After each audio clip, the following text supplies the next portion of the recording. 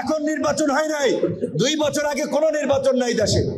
কারণ কি আপনারা মনে করেন কি রাতারাতি নির্বাচন দিলে সব ভালো হয়ে যাবে? পরিবর্তন হয়ে যাবে? একদল খাইছে, আরেক দল খাওয়ার জন্য রেডি আছে।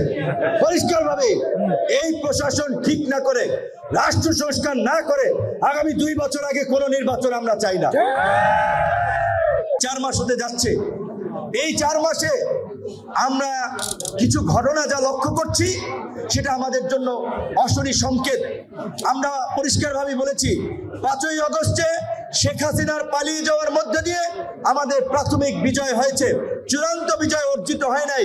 যতক্ষণ পর্যন্ত না আমরা নতুন রাজনৈতিক বন্দোবস্ত, নতুন সমাজ এবং রাষ্ট্র ব্যবস্থা গড়ে তুলতে না পারবো, ততক্ষণ পর্যন্ত এই গণ অভ্যুত্থানের সুফল জনগণ পাবে না। আমরা চূড়ান্ত বিজয় বলতে পারি না। দুঃখ হয়, কষ্ট লাগে এবং আফসোস হয়, শেখ হাসিনার পতন দেখেও এরা শিক্ষা নেয় নাই। কোন রাজনৈতিক দলের নেতৃবৃন্দের ঔদ্ধত্য, আচরণ, কর্মকাণ্ড, সে আওয়ামী লীগ যা করেছিল, আওয়ামী লীগের নেতা কর্মীরা যা করেছিল, তারই একটা রূপান্তর, তারই একটা ভূমিকা আমরা দেখতে পাচ্ছি। আমি চর বিশ্বাস চর অঞ্চলের মানুষ জানেন, গলাচিপা 10 মিনা নির্বাচনী এলাকা, শুনেছি যে রাজনৈতিক দলের নেতাদের ছত্রছায়ায় চর দখল করতেছে, মানুষের মহিষ নিয়ে আসে, মানুষের কাছ থেকে চাঁদা নেয়, যে ব্যবসা করে সেটার জন্য বলে যে চাঁদা দিতে হবে আপনাকে, কিংবা যারা টিসিবি ওএমএস পেয়েছে সেই চাল বন্টন করতে গিয়ে রাজনৈতিক নেতাদের দ্বারা বাধাগ্রস্ত হয় যে তাদের লিস্ট দেওয়া লাগবে। তো এই তোমাদেরকে চাল খাওয়ানোর জন্য, চর খাওয়ানোর জন্য, চান্দা খাওয়ানোর জন্য কি ছাত্র জনতা রাজপথে নেমে এসেছিল? কাউকে নেতা বানানোর জন্য রাজপথে নেমে এসেছিল? তারা বাংলাদেশের পরিবর্তন চেয়েছে। পরিষ্কার কথা, এই অন্তর্বর্তীকালীন সরকার আছে, অনেকেই বলছে এই সরকারের ম্যান্ডেট নাই সংবিধান পরিবর্তন করার জন্য, রাষ্ট্র সংস্কার করার জন্য। যারা কথাগুলো বলছেন আমি বলি এটা আসলে সঠিক কথা নয়, এটা এক ধরনের উপহাস। এই আন্দোলনের সাথে প্রহসন। বাংলাদেশের ইতিহাসে 53 বছরের সরকারের মধ্যে এই অন্তর্বর্তীকালীন সরকার হচ্ছে ইতিহাসে সর্বোচ্চ জনসমর্থন পাওয়া সরকার। বাম, ডান, বিএনপি, জামাত সবাই মিলে সমর্থন দিয়েছে, কিন্তু এখন অনেকে খাওয়া দাওয়া চলতেছে না, বন্ধ হয়ে যাচ্ছে। কারণ অনেক জায়গায় সেনাবাহিনী দমন করতেছে চাঁদাবাজদের, মাফিয়াদের, ধান্দাবাজদের, তাদের ধান্দা হচ্ছে না। এখন তারা অনেকে দেখছে যে কোনো মতে যদি তাড়াতাড়ি একটা নির্বাচন হয় তাহলে আমরা ক্ষমতা আসতে পারলে ভাগ বটরা করে খাওয়া যাবে, সেজন্য তারা ক্ষমতার জন্য, নির্বাচনের জন্য অস্থির হয়ে যাচ্ছে।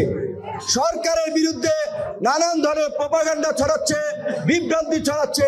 কিন্তু আমরা সরকারকেও পরিষ্কার করে বলতে চাই, আমরা আপনাদেরকে নির্বাচনের জন্য ক্ষমতায় বসাই নাই। রাষ্ট্র সংস্কার করতে হবে, জন আকাঙ্ক্ষার বাংলাদেশ বিনির্মাণ করতে হবে। এই যে আপনারা যে 15টি কমিশন করেছেন, সংবিধান সংস্কার, নির্বাচন সংস্কার, দুর্নীতি দমন সংস্কার, এরকম বিভিন্ন সেক্টরের সংস্কার, এই সংস্কারগুলো হওয়ার পরেই আপনাদেরকে নির্বাচনের কথা ভাবতে হবে। সহনশীল হন, সংবেদনশীল হন, সব একা দখল করতে চাইেন না, একা একা খাইতে চাইেন না। আর এই দখলবাজির রাজনীতি বন্ধ করুন, জনগণের জন্য কাজ করুন। এখন নির্বাচন হয় নাই, 2 বছর আগে কোনো নির্বাচন নাই দেশে। কারণ কি আপনারা মনে করেন কি রাতারাতি নির্বাচন দিলে সব ভালো হয়ে যাবে? পরিবর্তন হয়ে যাবে? একদল খাইছে, আরেক দল খাওয়ার জন্য রেডি আছে। পরিষ্কারভাবে এই প্রশাসন ঠিক না করে, রাষ্ট্র সংস্কার না করে আগামী 2 বছর আগে কোনো নির্বাচন আমরা চাই না। আইন শৃঙ্খলা পরিস্থিতি খুব বেশি উন্নতি হয় নাই, আইন শৃঙ্খলা বাহিনী খুব ভালোভাবে কাজ করতে পারছে না। কারণ আর একটা বাস্তবতা আমরা লক্ষ্য করছি, প্রশাসনের ব্যক্তিরা সবাই না, কতিপয় ব্যক্তি এখনই তাদের কেবলা ঘুরিয়ে দিচ্ছে অন্যদিকে। সরি টু সে, বলতে বাধ্য হচ্ছে। এই কারণে প্রশাসনের কিছু লোকজন এখনই তাদের যে ভাবভঙ্গি, আচার আচরণ, তারা নতুন কেউ হারুন হইতে চায়, বিবি হারুন, বেনজির হইতে চায়, ওই যে এখন যে যারা জেলখানায় আছে, আপনার আব্দুল্লাহ আল মামুন সাহেব, সাবেক আইজিপি, এইরকম অনেকে এখনই অন্য দলের দিকে ঝুঁকে সেই দলের আশীর্বাদ নিয়ে তারা আবার এই দলবাজ, এই প্রশাসনের দলবাজি ঢুকাতে চায়।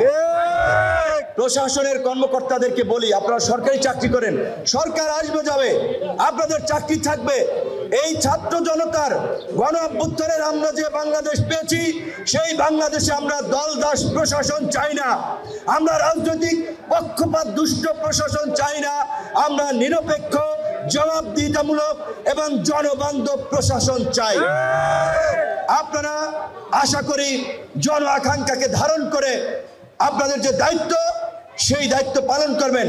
কোন বিশেষ রাজনৈতিক দলকে আপনারা এত পীড়িত করার দরকার নাই, এত খাতিল করার দরকার নাই।